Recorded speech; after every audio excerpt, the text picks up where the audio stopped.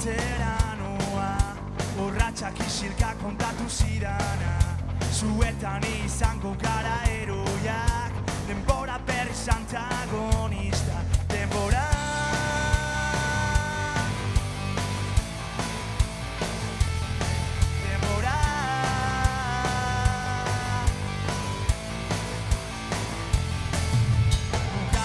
gabeko trenbidean aukeratuko dizu geltokia, alboratu gelditzen zaizun tartean, pentsatu biziko duzuneran.